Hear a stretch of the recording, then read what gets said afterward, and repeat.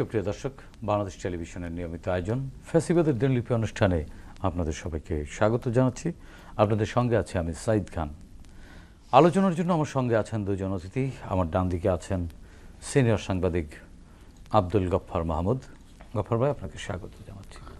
দর্শক, এছাড়াও আমার সাথে আরেকজন অতিথি রয়েছেন। আমার বাম দিকে আছেন তরুণ রাজনীতিক, গণ অধিকার পরিষদের সাধারণ সম্পাদক রাশেদ খান।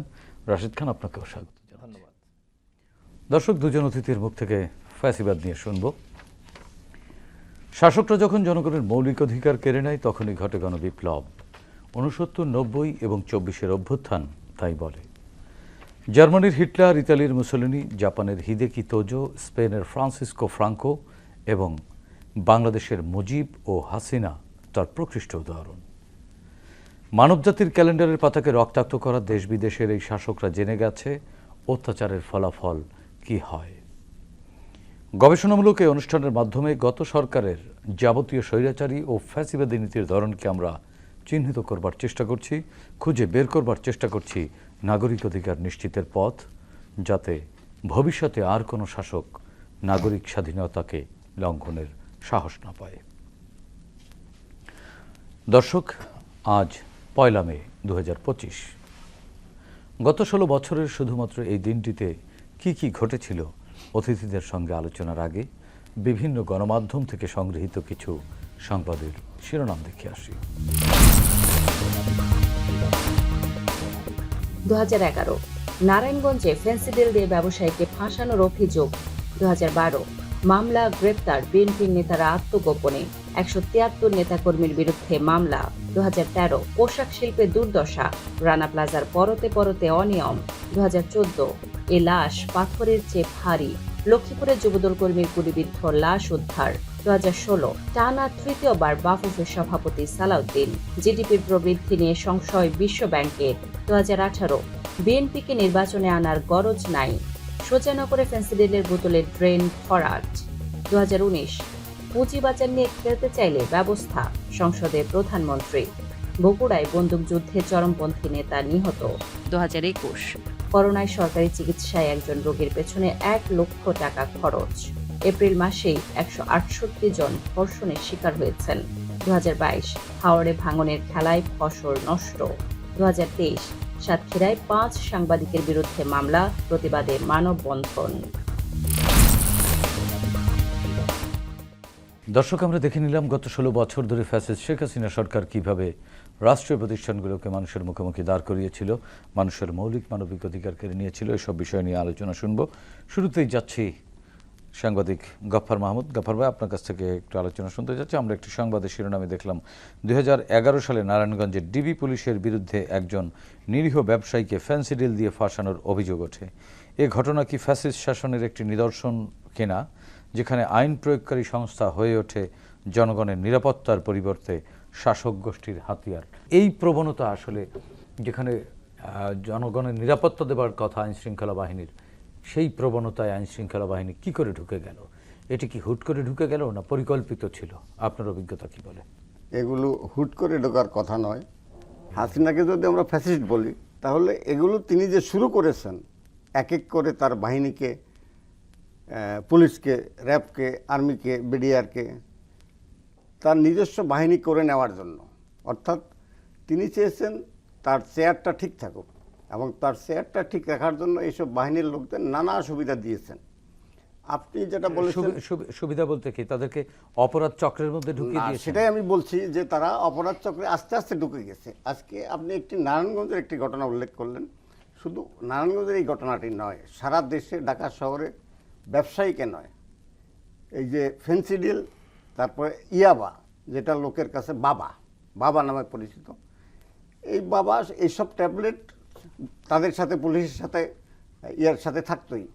যেমন আমরা ক্রাইম রিপোর্টার হিসাবে যখন কাজ করি, তারা তাদের নিজস্ব কিছু অ্যাসাইনি রিপোর্টার ছিল, কোনো প্রোগ্রামে যাওয়ার সময় তাদেরকে ডেকে নিয়ে যেতেন। নির্ধারিত সাংবাদিকদের মধ্যেও একটি গ্রুপ, এই সাংবাদিকদের মধ্যে একটি গ্রুপ ছিল যারা তাদের আইন শৃঙ্খলা বাহিনীর সহযোগী হিসাবে কাজ করত। তখন ওই নির্দিষ্ট হাতে গোনা কয়েকজন সাংবাদিককে তারা নিতেন। পরে যখন আমরা এইসব খবর টিভিতে দেখতাম, প্রচার মাধ্যমে দেখতাম, আমরা প্রশ্ন করতাম, ভাই আপনারা এই কয়েকজনকে নিলেন কেন, আমাদেরকে তো জানান নাই। তখন তারা নানা রকম কাই গাই করে বলতো যে ভাই আসলে সময় পাই নাই, যে কয়জন সামনে পাইছি পেয়েছি। এটা শুধু নারায়ণগঞ্জে না, সারা দেশে এই ঢাকা শহরে খোদ আমাদের একজন অবজারভার এক ফটো সাংবাদিককে শান্তিনগর থেকে ধরে তার পকেটে 20টা ইয়াবা ট্যাবলেট ঢুকিয়ে দিয়ে মামলা দিয়ে দিল। এই যে হাসিনা এদেরকে চাইতো যে এরা ওই কাজটা নিয়ে ব্যস্ত থাকুক, আমি যাদেরকে বলি তাদেরকে ধরুক, আমার ক্ষমতা আমার চেয়ারটা ঠিক থাকলেই হলো।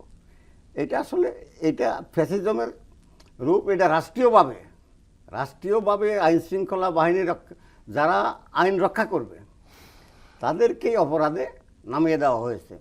তো এটাকে আমরা ফেসিবাদ বলবো। আমি হাসতে হাসতে বলতাম, অনেকে আমাকে বলতো যে আপনি এরকমই নাম দিলেন। আমি বলতাম এটা পারভার্টেড ফ্যাসিজম।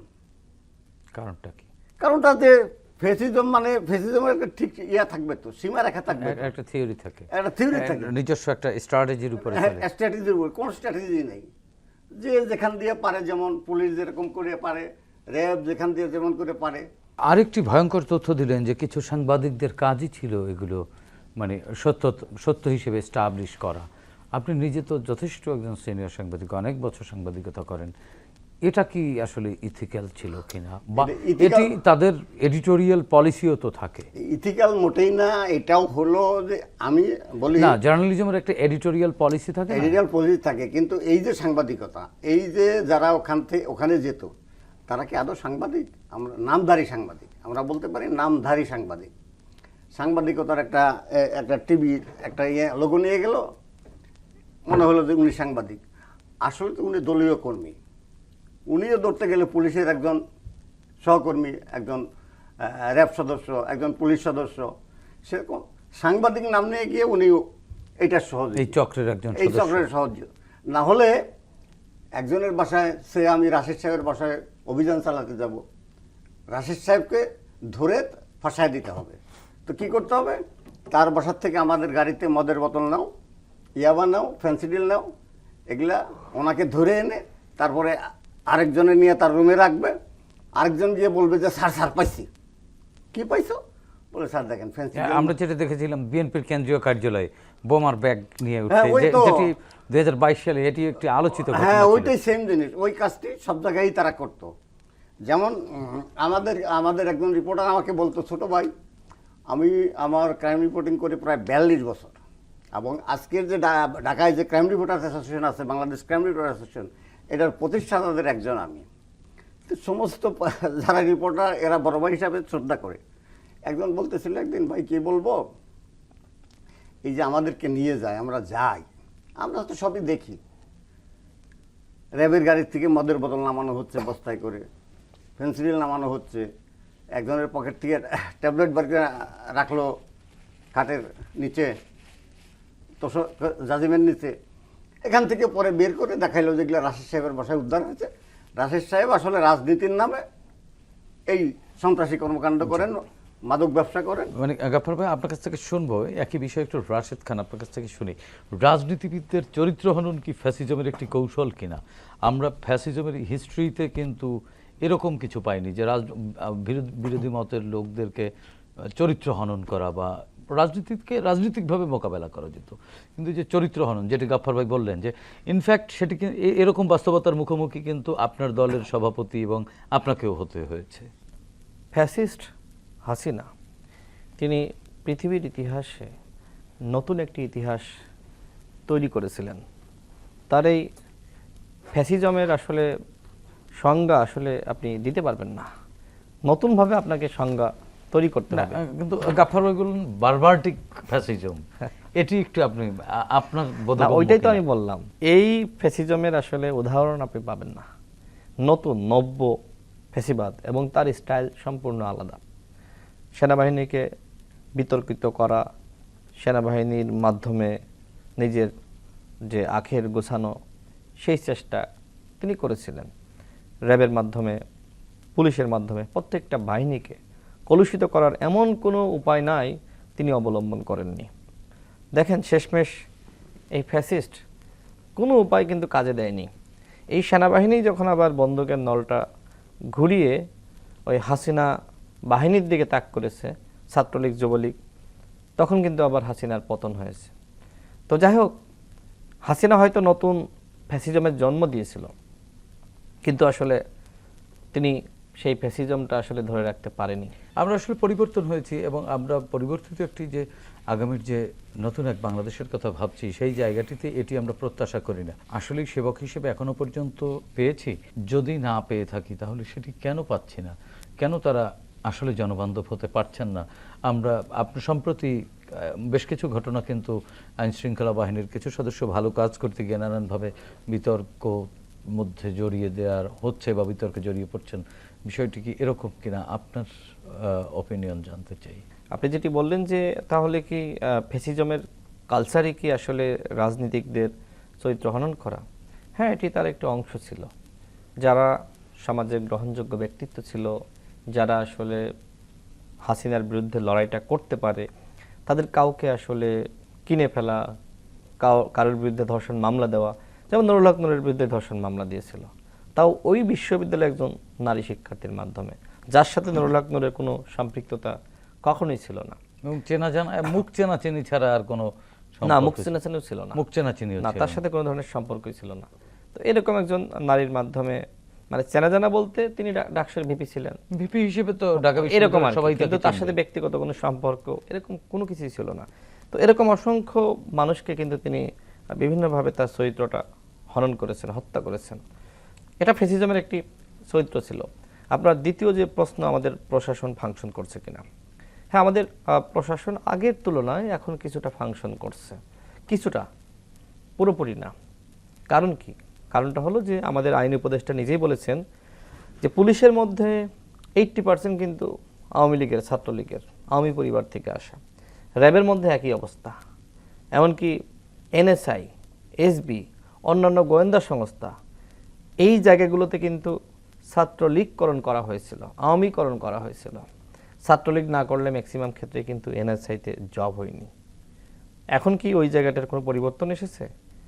একটা জায়গায় যে পুলিশ গিয়ে, তাহলে সংস্কারটা কি? একটা জায়গায় পুলিশ বা র্যাব গিয়ে যে ফাংশন করবে, আসামি ধরবে, ওই ঘটনার অনুসন্ধান করবে, গোয়েন্দা সংস্থা তো তথ্য দেয় না। গোয়েন্দা সংস্থা চায় অঘটন ঘটুক, বিশৃঙ্খলা লাগুক। কারণ এদের ম্যাক্সিমামকে হাসিনা নিয়োগ দিয়েছিল। হাসিনার প্রতি তাদের যে পীড়িত, মায়া, ভালোবাসা, তারা চায় হাসিনা যে কোনো মাধ্যমে, যে কোনোভাবে আবার ফিরে আসুক। সচিবালয়ের কর্মকর্তারা মুখে আছে হাসিনাকে বরণ করে নেওয়ার জন্য। কখন লাল গালিচা তারা পেরে দিবে, আর কখন হাসিনা সেই লাল গালিচার উপর দিয়ে আসবে আর তারা ফুল দিয়ে অভ্যর্থনা জানাবে। হাসিনা পালিয়ে গেছে, কিন্তু হাসিনার যে ফেসিবাদ তন্ত্র, সেটা কিন্তু সরকার ভাঙতে পারেনি।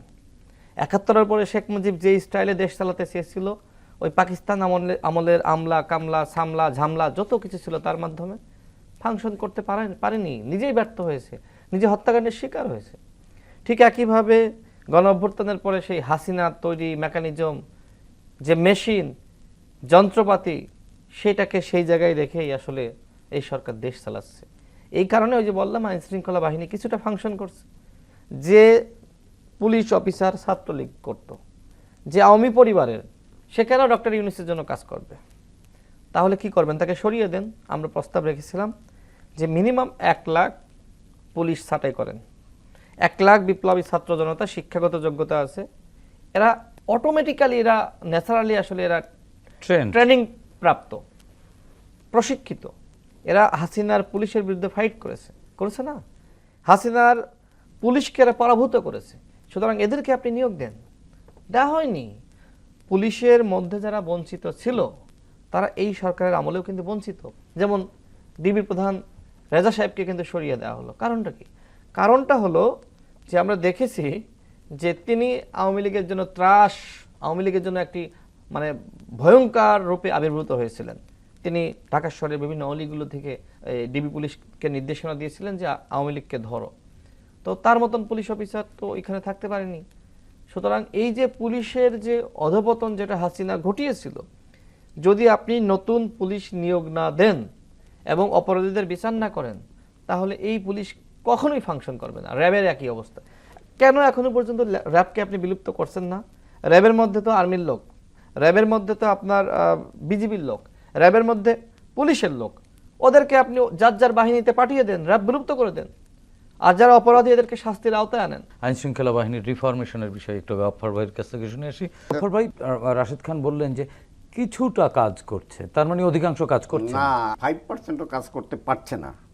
ওই যে যেটা বললেন রাশেদ সাহেব, যে 80%-এ তো আইন উপদেষ্টার কথা, আমার কথা না, সরকারের পার্ট, উনি গুরুত্বপূর্ণ পদে আছেন আইন উপদেষ্টা, বলছেন 80% আছে ছাত্রলীগের, আওয়ামী লীগের লোক। 80% ছাত্রলীগ আওয়ামী লীগ কয়জন আপনি বের করেছেন, কয়জনকে আপনি অপসারণ করেছেন? আপনার সত্যিকারের যারা পুলিশ অফিসার, যারা কাজ করবে সরকারের জন্য, তাদেরকে তো আপনি নিচ্ছেন না। আমি একটা এক্সাম্পল বলি, ময়মনসিংহের এসপি ছিলেন 17 বছর আগে, কোহিনুর মিয়া নামে একজন পুলিশ অফিসার, ওনার বাড়ি কিন্তু গোপালগঞ্জে। ওনাকে ইউনিয়ন পরিষদের ইলেকশনে গুলিতে 2 জন লোক মারা গেছিল, সে মামলায় আসামি করে তারপরে বোধহয় বিদেশে গিয়েছিলেন। এই সব 5ই আগস্টের পরে এসে উনি মামলা লড়ে উনি জিতেছেন। উনি অ্যাপ্লিকেশন করে রেখেছেন তাকে জয়েন করানোর জন্য, 3 মাস হয়ে গেল উনি জয়েন করতে পারছেন না, ওনার মতো পুলিশ অফিসারকে জয়েন করতে দিচ্ছে না। তাহলে কাকে দিয়ে এই সরকার কাজ করবে? এই যে ফেসিজমটাকে যে পলিটিক্যাল রাজনৈতিক নেতার চরিত্র হনন, শেখ হাসিনার কাছে একটা ভাঙ্গা ক্যাসেট ছিল। উনি প্রত্যেক জায়গায়, যে কোনো জায়গায় কথা বলার আগেই বলতেন, প্রাসঙ্গিক হোক অপ্রাসঙ্গিক হোক, কথা বলার আগেই বলতেন খালেদা জিয়া এতিমের টাকা মেরে রেখেছে। খালেদা কোথা থেকে এতিমের টাকা মেরে রেখেছে এটা তো পাবলিকের জানা নাই। ওই টাকা তো ব্যাংকের অ্যাকাউন্টেই রয়ে গেছে, আজও অব্দি আছে সেই টাকা। এক অ্যাকাউন্ট থেকে আরেক অ্যাকাউন্টে টাকাটা ট্রান্সফার করেছিলেন। যাই হোক, সেই ভাঙা ক্যাসেট বাজায়া অর্থাৎ খালেদা জিয়ার চরিত্র হনন করবেন।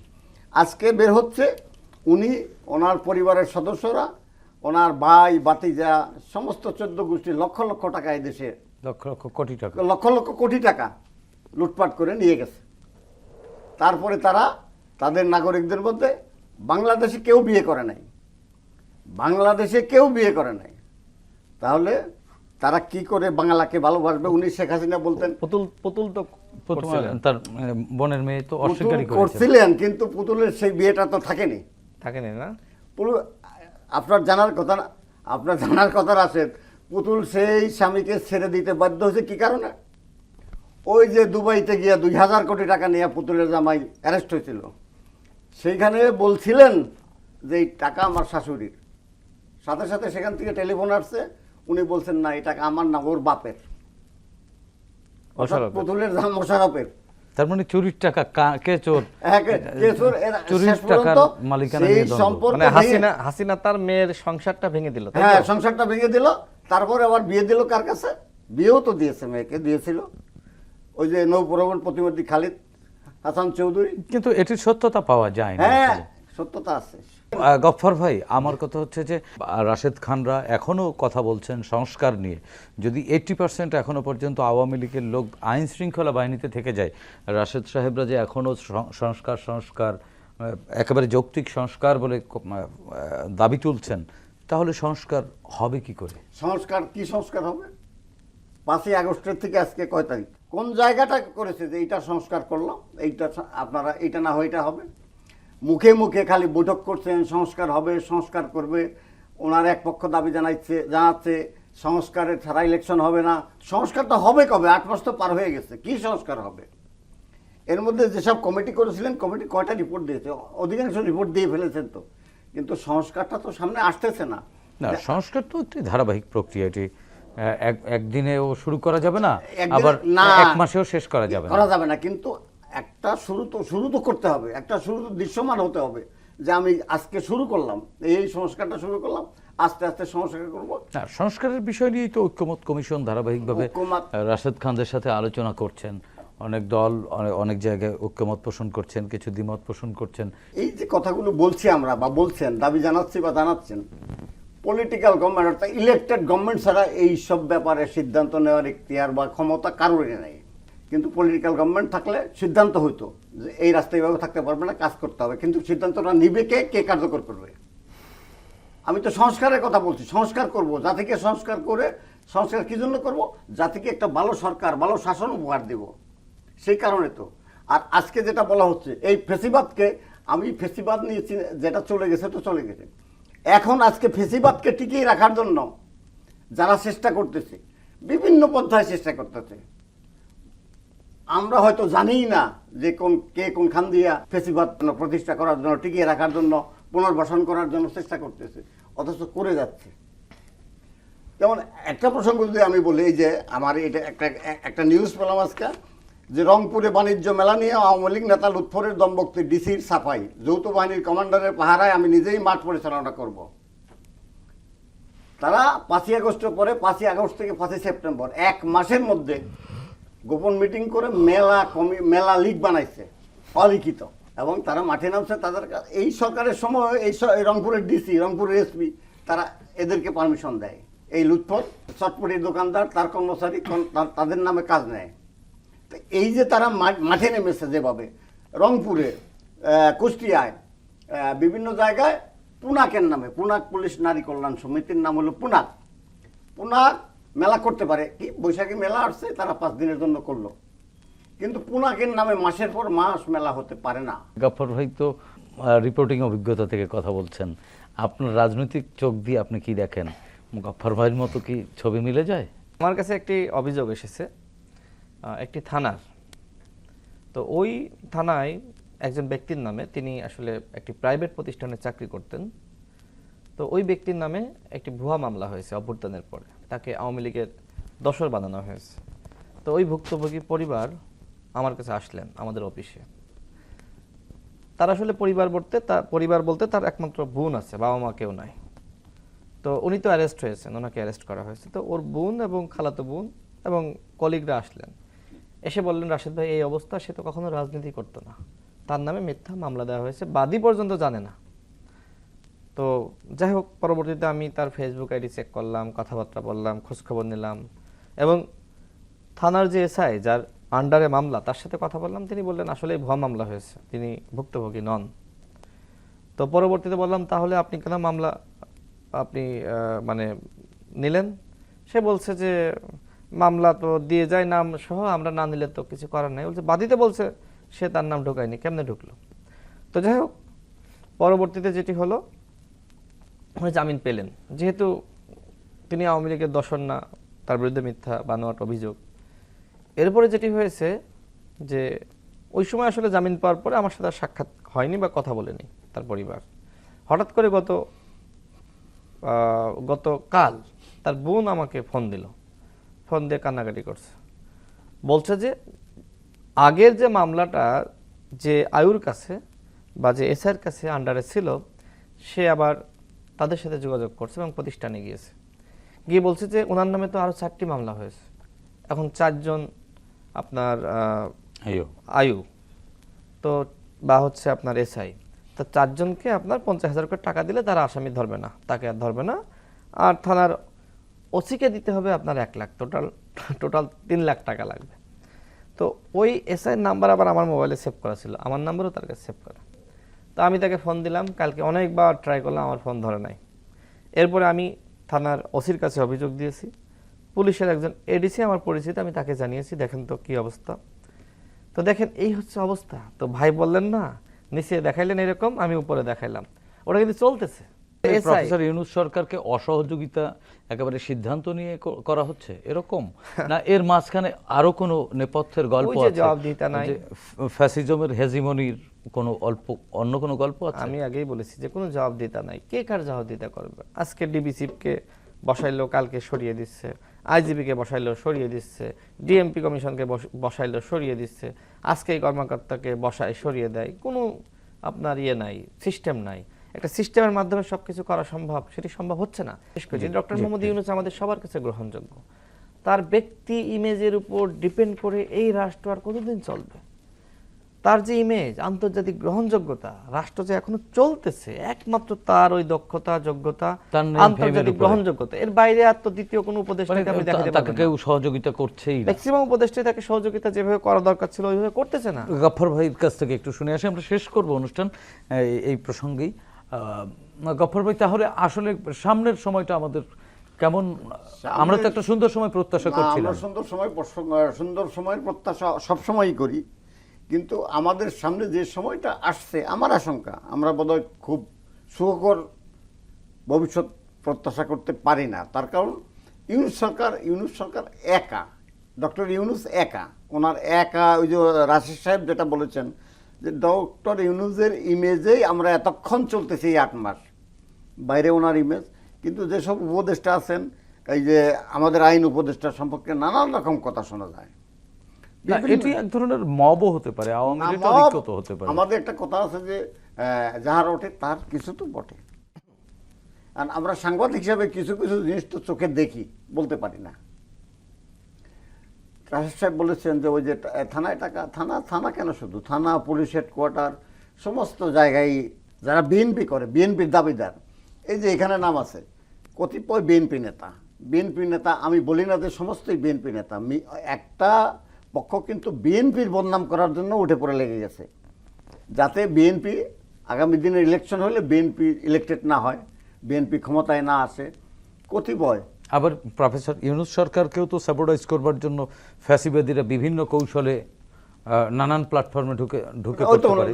নানান প্ল্যাটফর্মে ঢুকে একদিকে ওনাকে ডিস্টার্ব করছে, আরেকদিকে বিএনপির বদনাম করতেছে। রাশেদ খান, আসলে এই সংস্কৃতি বদলানোর জন্যই তো সংস্কার, সেটির জন্য আসলে প্রফেসর ইউনূস সরকারের এই মুহূর্তে কি করা উচিত? আপনি নিজেই বললেন যে প্রফেসর ইউনূস সরকারে প্রফেসর ইউনূস ছাড়া আশপাশে আসলে উনি সহযোগিতা পাচ্ছেন না।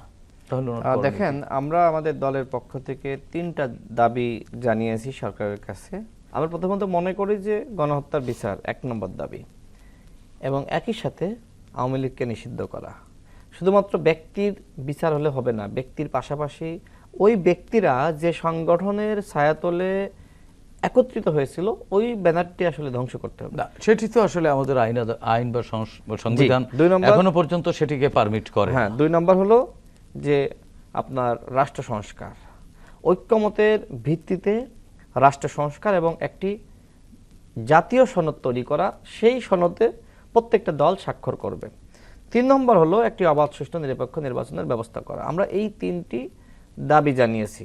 যেহেতু প্রধান উপদেষ্টা তিনি বলেছেন যে ডিসেম্বরের মধ্যে বা জুনের মধ্যে ইলেকশন, তো সেই জায়গায় রাজনৈতিক দলগুলো কিন্তু প্রধান উপদেষ্টার ওই কথার প্রেক্ষিতেই তারা ডিসেম্বরের কথা বলছে। আমরা বলেছি ডিসেম্বরের মধ্যে ইলেকশন হলে রাজনৈতিক দলগুলোর সাথে সরকারের যে সম্পর্ক সেটি থাকে। আমরা দলগুলো সরকারকে সহযোগিতা করছি, এবং এই সরকার যেহেতু অভ্যুত্থানের সরকার, যদি কোনো উপদেষ্টা কোনো ভুল করেন, কোনো সরকারি কর্মকর্তা, সরকারি বিভিন্ন ব্যক্তিমহল ভুল করেন, আমরা সমালোচনা করছি যাতে করে সরকার শুধরে নিতে পারে, এবং আমি দৃঢ় আশাবাদী যে এইবার রাষ্ট্র সংস্কার হবে। খানের কথা শুনলেন, ইউনূস সরকারের তাদেরও দাবি অত্যন্ত সুস্পষ্ট করেই রাশেদ খান বলেছেন।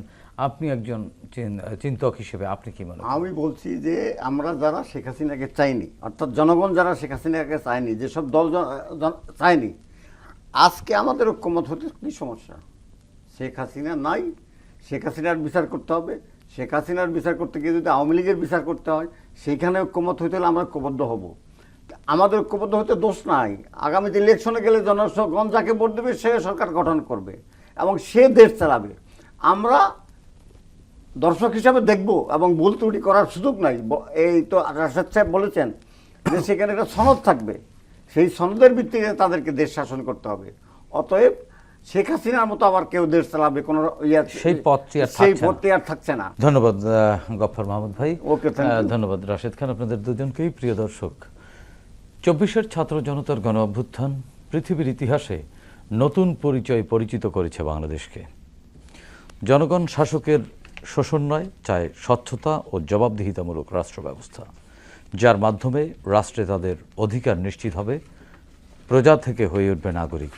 আসুন নতুন এই বাংলাদেশকে আমরা নাগরিক বান্ধব হিসেবে গড়ে তুলি, সাধ্যমতো ভূমিকা রাখি দেশ ও জাতি গঠনে। দর্শক, দেখা হবে আগামী পর্বে নতুন অতিথির সঙ্গে। ততক্ষণ পর্যন্ত ভালো থাকুন, সুস্থ থাকুন, বাংলাদেশ টেলিভিশনের সঙ্গেই থাকুন। খোদা হাফেজ।